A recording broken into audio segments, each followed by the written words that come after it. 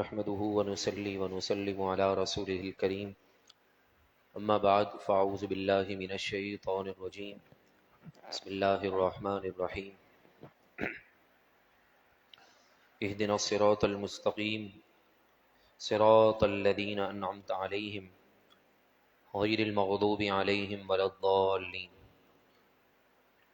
رب العالمین کا فضل و احسان ہے، اس کی دی ہوئی توفیق سے آج 20 رکعتوں میں ہم نے 28 رکوع کی تلاوت سماعت کی ہے۔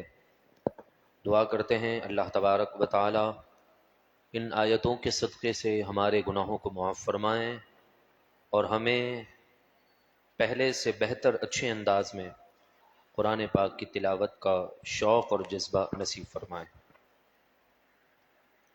14ویں پارے کے آخری پاؤ سے ہماری تراویح کی ابتدا ہوئی اور ہم نے 15ویں پارے مکمل ہونے کے ساتھ ساتھ 16ویں پارے کے ابتدائی 3 رکوع جہاں سورہ کہف کا اختتام ہوتا ہے وہاں تک الحمدللہ ہم نے سماعت کیا۔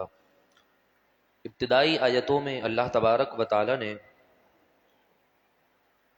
اپنی عظمت اور ویسے تو ہر حکم رب العالمین ہی کا ہے، مگر خاص رب العالمین نے جن چیزوں کا حکم دیا ہے وہ کیا ہے؟ قرآن فرماتا ہے ان اللہ یأمر بالعدل والاحسان، بے شک اللہ تبارک و تعالی حکم دیتا ہے عدل کا اور نیکی کرنے کا، وَإِيتَاءِ ذِي الْقُرْبَى، اور قریبی رشتہ داروں کو مال دینے کا، ان کے ساتھ نرمی کے ساتھ پیش آنے کا، وَيَنْهَى عَنِ الْفَحْشَاءِ وَالْمُنْكَرِ، اور وہی رب منع فرماتا ہے بے حیائی سے، برائی سے اور سرکشی سے، یعظکم لعلکم تذکرون، وہ تمہیں نصیحت فرماتا ہے تاکہ تم نصیحت قبول کرو۔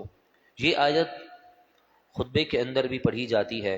جمعۃ المبارک کا دوسرا خطبہ آخری لمحات ہوتے ہیں تو اس آیت کی تلاوت ہوتی ہے کہ جس کا معنی ہے کہ اللہ تعالیٰ تمہیں عدل کا حکم دے رہا ہے، نیکی کرنے کا حکم دے رہا ہے، قریبی رشتہ داروں کے ساتھ بھلائی اور ان کے ساتھ حسن سلوک اور انہیں دینے کا حکم دے رہا ہے، اور بے حیائی، برائی اور سرکشی سے رب العالمین تمہیں روک رہا ہے اور وہ نصیحت تمہیں اس بات کی فرما رہا ہے۔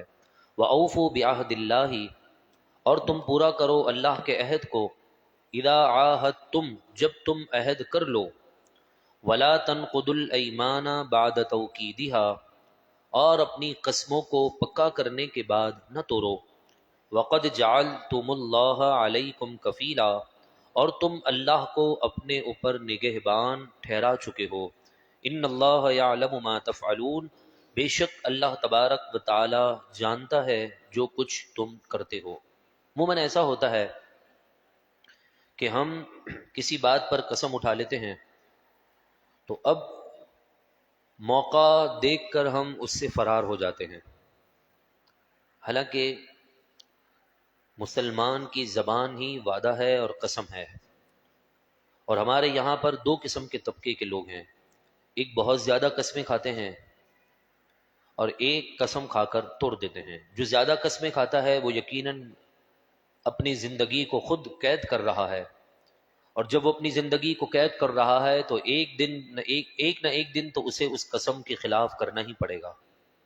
مسلمان کی زبان وعدہ ہے، مسلمان کی زبان قسم ہے، اس میں انسان کو احتیاط سے کام لینا چاہیے۔ اس کے بعد رب العالمین نے نیک لوگوں کا ذکر کیا اور فرمایا من عامل صالحا من ذکر او انثی، جو بھی نیک عمل کرے چاہے مرد ہو یا عورت، وَهُوَ مُؤْمِنٌ، مگر شرط ایمان کی ہے، فَلَنُحْيِيَنَّهُ حَيَاةً طَيِّبَةً، تو ضرور ہم اسے زندہ رکھیں گے پاکیزہ زندگی کے ساتھ۔ رمضان المبارک کی زندگی میں غور کریں، نمازوں کا جذبہ ہوتا ہے، تلاوت قرآن کا شوق ہوتا ہے، لوگوں کے ساتھ حسن سلوک کا شوق ہوتا ہے، تو اس زندگی اور رمضان کے بعد کی زندگی میں فرق صرف اتنا ہے جو قرآن نے فرمایا فَلَنُحْيِيَنَّهُ حَيَاةً طَيِّبَةً، تو ہم اسے زندہ رکھیں گے پاکیزہ زندگی کے ساتھ۔ حالانکہ رمضان میں سب کی زندگی کا شیڈیول تبدیل ہو جاتا ہے.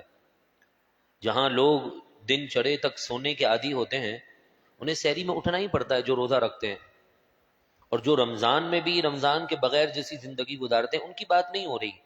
جو سچے مسلمان ہیں، جو اپنی زندگی کو بدلنا چاہتے ہیں، تو جو اچھے عمل کرے، مرد ہو یا عورت، ایمان کی حالت میں، تو قرآن نے فرما دیا ہم اسے پاکیزہ زندگی دیتے ہیں. رمضان کے ہر دن کے اندر، ہر رات میں بڑا سکون ہوتا ہے. اتنا سکون ہوتا ہے کہ بسا اوقات کاروباری یا پھر نوکری پیشہ آدمی کو سونے کا وقت بھی کم ملتا ہے دیگر مہینوں کے بنسبت، مگر سکون رمضان کے مہینے میں آ جاتا ہے. کم وقت میں انسان کو سکون میسر آ جاتا ہے. اسی کا نام اصل زندگی ہے.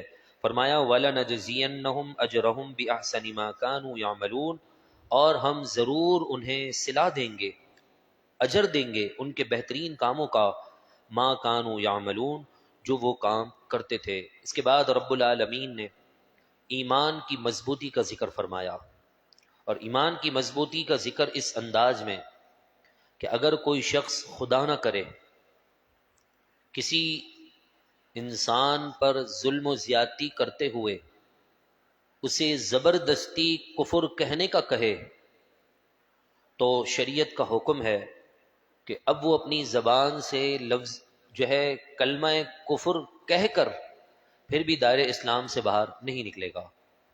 درجہ اصل تو یہ ہے کہ اپنی جان دے دے، مگر شریعت کا حکم آسانی والا یہ بھی ہے کہ اس وقت کلمہ کفر کہہ دے مگر دل میں سچا ایمان ہونا چاہیے. فرمایا من کفر باللہ من بعد ایمانہ، جس نے ایمان لانے کے بعد اللہ کے ساتھ، من اکرہا، مگر جس پر زبردستی کی جائے، وقلبہ مطمئن بالایمان، اور اس کا دل ایمان پر مطمئن ہو، تو اس معاملے میں اس کی کوئی گرفت نہیں، وہ سچا مسلمان ہے. ولیکن من شرح بالکفر صدرا، اور پھر بھی کفر کہہ دے تو رب تو جانتا ہے وہ دائرہ اسلام سے باہر نکل جائے گا. زبردستی کسی نے جو ہے وہ کفر کا کہنے کا کہہ دیا مگر دل میں ایمان تھا، تو ہمارے علماء فرماتے ہیں اس کا ایمان ضائع نہیں ہوگا. اور اگر خدا نہ کرے وہ اسی حالت میں مر بھی جائے، پھر بھی اس کا جنازہ پڑھا جائے گا، اسے مسلمانوں کے قبرستان میں دفن کیا جائے گا، کیونکہ یہ مسلمان ہے اور اس کے ساتھ زبردستی کی گئی ہے. ہمارے اسلاف کی زندگی میں بھی ایسے واقعات بے شمار ملتے ہیں. 3 بھائی تھے، بڑے ہی نیک صالح متقی تھے، اور اس وقت کا جو بادشاہ تھا بڑا ظالم تھا. وہ اسلام کو پسند نہیں فرماتا تھا، وہ اسلام کو پسند نہیں کرتا تھا. سب کو اس نے دھمکی لگا دی تھی کہ جو بھی مسلمان ہوگا میں اس کی جان لے لوں گا. ہر ایک کو یہ کہتا کہ مجھے سجدہ کرو، مگر یہ 3 نیک مسلمان بھائی بادشاہ کے دربار میں انہیں پیش کیا جاتا ہے. بادشاہ نے ان کے لیے گرم گرم تیل آگ کے ذریعے سے اسے گرم کیا جاتا ہے، اور ان سے کہا جاتا ہے کہ تم اسے اپنے مذہب کو چھوڑ دو ورنہ تمہیں موت کا گلے سے لگنا پڑے گا، یعنی تمہیں موت آ جائے گی اور تمہیں مار دیا جائے گا. اس نے کہا کہ ایک جان تو کیا ہزاروں جانیں ہوں، ہم دین پر قربان کرنے کے لیے تیار ہیں. دونوں بھائیوں کے سامنے بڑے بھائی کو اس دیگ میں ڈال دیا جاتا ہے جو سیکنڈوں کے اندر وہ بھن کر ختم ہو جاتا ہے. پھر اس کے بعد دوسرے بھائی کو آفر دی جاتی ہے کہ اپنا مذہب چھوڑ دو، میں اپنی بیٹی سے تمہاری شادی بھی کرواؤں گا، مال بھی دوں گا، اپنا مذہب چھوڑ دو. اس نے کہا کہ نہیں، ایسی زندگی کا کیا فائدہ کہ موت تو آنی ہے، اسی نام پر آ جائے، کوئی مسئلہ نہیں. چھوٹے بھائی کے سامنے پھر بیچ والے بھائی کو بھی جو ہے وہ دیگ میں ڈال دیا جاتا ہے. تیسرا بھائی بڑا خوبصورت تھا، تو ایک وزیر نے کہا اسے میرے حوالے کر دو، میں جو ہے اس کو اپنی بچی کے ذریعے سے کفر کی طرف لے آؤں گا اور تمہارا دل خوش کر دوں گا. بڑی پلاننگ کے ساتھ شہر سے باہر ایک کمرہ تیار کیا جاتا ہے اور وہاں پر اس کو عبادت میں لگا دیا جاتا ہے، اور وہاں وزیر کی بیٹی کو اس کے ساتھ چھوڑ دیا جاتا ہے. مگر وہ مسلسل عبادت میں لگا رہا، عبادت میں لگا رہا. اس کی عبادت کا جو شوق اور جذبہ تھا، اس کو دیکھ کر اس لڑکی کے دل میں اسلام کی محبت پیدا ہو جاتی ہے. وہ صبح کے وقت، رات کے وقت جہاں وہ اپنے مشن کے لیے آئی تھی، مگر رب نے اس کی زندگی پلٹ دی اس مضبوط ایمان کی برکت سے جو اللہ نے ان تینوں بھائیوں کو دیا تھا. اور صبح کے وقت وہ اسلام قبول کر کے اس شہزادے کے ساتھ نکل جاتی ہے. جب دور جاتے ہیں تو پیچھے سے ایسا لگتا ہے جیسے کوئی فوج آ رہی ہو. یہ پیچھے مڑ کر دیکھتے ہیں تو دو گھوڑوں پر دو گھوڑے سوار گھڑ سوار آتے ہیں اور ان کے چہروں پر نقاب ہوتا ہے.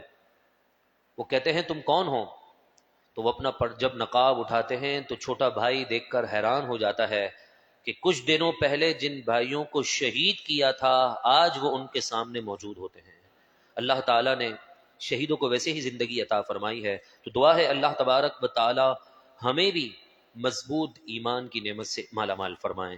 15ویں پارے کا آغاز ہے. ابتدائی آیتوں میں معراج کے واقعے کو بیان کیا گیا ہے، اور الحمدللہ معراج کا واقعہ ہر مسلمان نے سنا ہوا بھی ہے. مگر قرآن کیا فرماتا ہے؟ سبحان الذی اسری بعبدہ لیلا من المسجد الحرام الی المسجد الاقصی. پاک ہے وہ ذات جو لے گیا اپنے بندے مقدس کو راتوں رات من المسجد الحرام، مسجد حرام سے الی المسجد الاقصی، مسجد اقصی تک. الذی بارکنا مسجد اقصی سے آسمان کی بلندی، جنت جہنم کا معائنہ، اور پھر عرش لامکان کے مکی رسول اللہ جب بنے، سارا ذکر اس صورت کے اندر موجود ہے.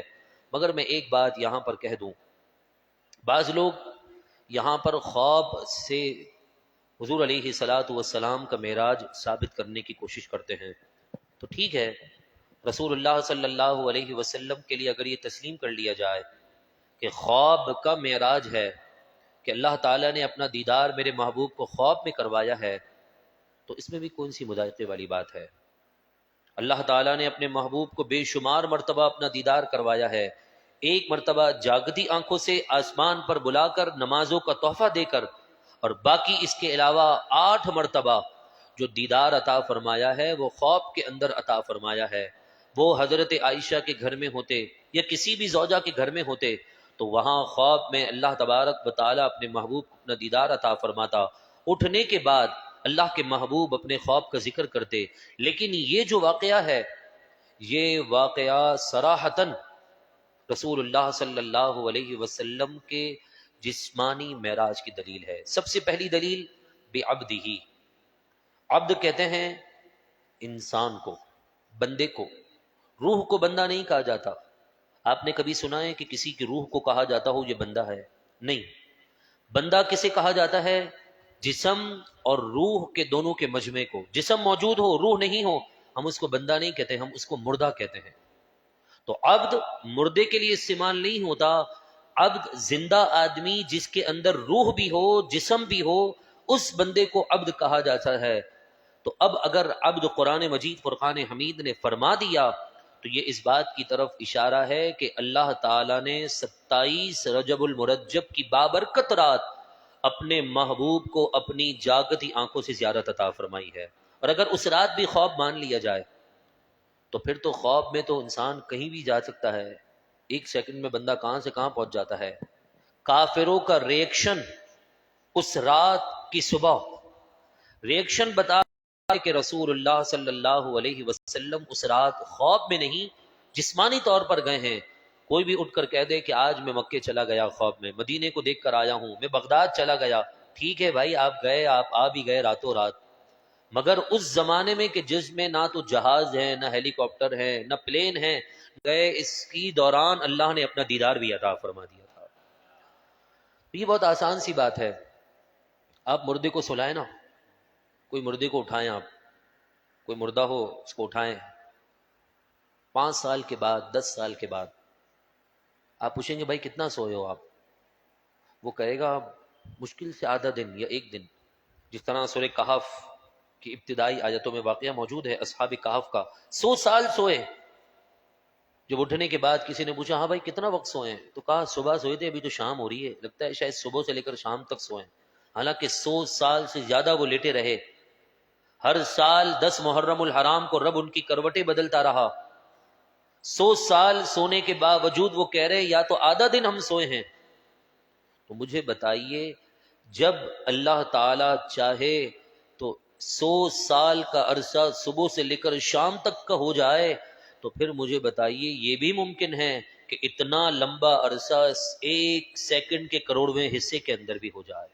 حضرت علی رضی اللہ تعالیٰ عنہ کے بارے میں ملتا ہے کہ آپ طواف شروع کرتے نا، تو طواف شروع کرنے کے لیے حجر اسود کا استلام کرنا پڑتا ہے.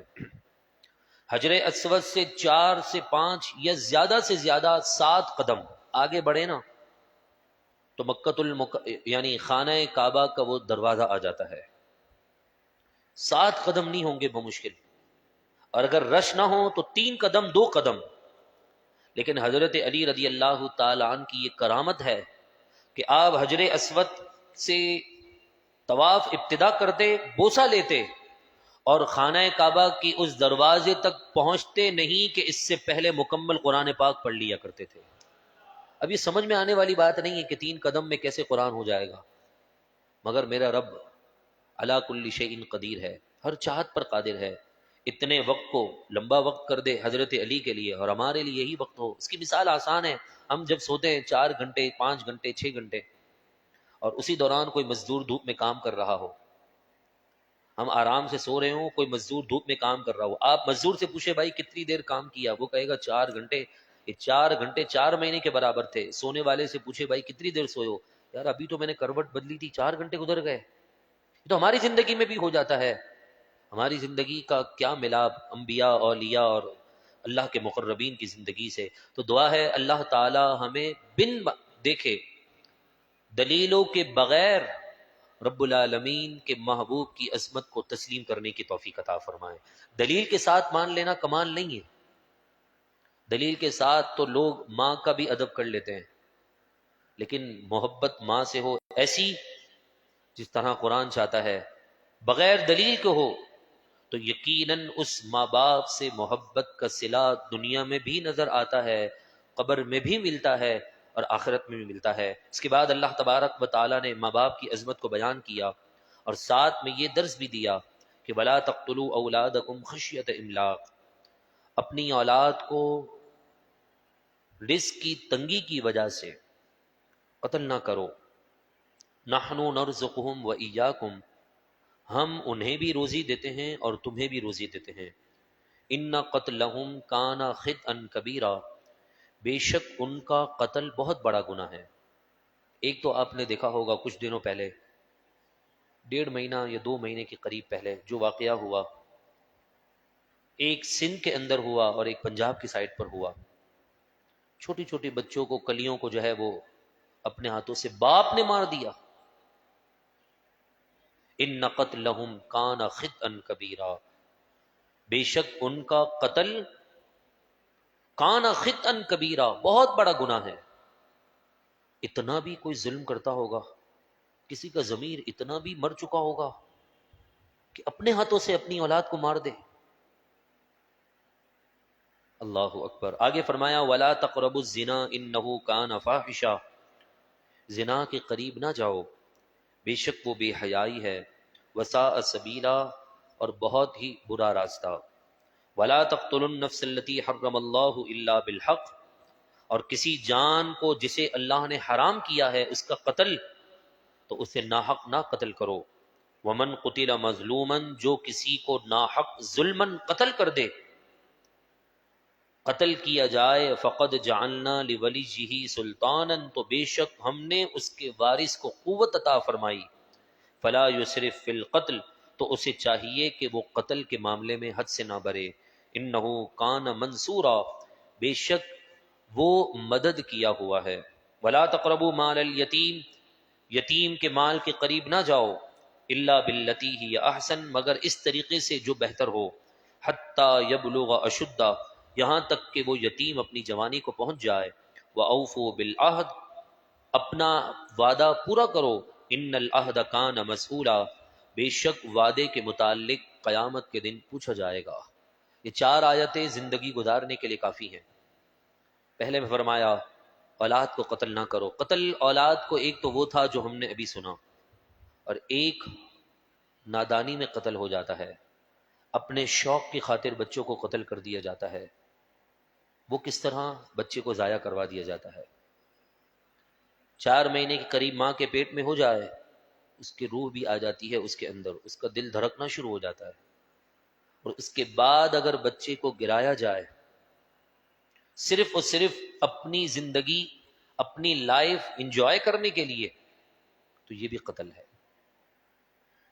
ہاں وہ اندر ہی مر چکا ہے، اب اس کو صاف کروانا ہے تو ایک الگ مسئلہ ہے، مگر خود قتل کروا دینا یہ بھی اسی قتل کے زمرے میں شامل ہے۔ اور بسا اوقات ایسا بھی ہوتا ہے کہ اولاد اتنی ہو گئی ہیں، اب کیسے سنبھالیں گے، اتنا خرچہ کہاں سے لائیں گے، تو اس وجہ سے بھی ماں کے پیٹ میں ہی بچے کو مار دیا جاتا ہے۔ ایسی دوائیاں استعمال کروائی جاتی ہیں جس کے ذریعے سے بچہ وہ اندر ہی دم گھٹ جاتا ہے اور وہ مر جاتا ہے۔ تو قرآن نے فرمایا رزق کی تنگی کی وجہ سے اپنے بچوں کو نہ مارنا، کیونکہ ہم انہیں بھی دیتے ہیں اور تمہیں بھی دے دیں گے، تمہیں بھی دیتے ہیں اور انہیں بھی دے دیں گے، کیونکہ قتل بہت بڑا گناہ ہے اور زنا بھی بہت بڑا گناہ ہے۔ معاشرے کی سب سے خطرناک برائیوں میں سے ایک برائی ہے۔ زنا کی بہت سی اقسام ہیں، مگر اتنا ہے کہ جو بھی قسم ہو ہر ایک سے رب العالمین کی ناراضگی ہوتی ہے۔ اللہ تبارک و تعالی ہم سب کو ان تمام گندے عمل سے محفوظ فرمائیں اور ہماری غیبی مدد فرمائیں۔ آج کی مبارک رات کے صدقے سے رب العالمین ہمیں پورا ماہ اسی جذبے اور شوق کے ساتھ قرآن پاک کا درس سننے اور اس کی دعوت عام کرنے کی توفیق عطا فرمائیں۔ ان اللہ وملائکتہ یصلون علی النبی یا ایھا الذین آمنوا صلوا علیہ وسلموا تسلیما۔ اللہم صل علی سیدنا و مولانا محمد بعدد رحمت اللہ۔ جب دمیں واپسی ہو یا اللہ لبے ہو لا الہ الا اللہ۔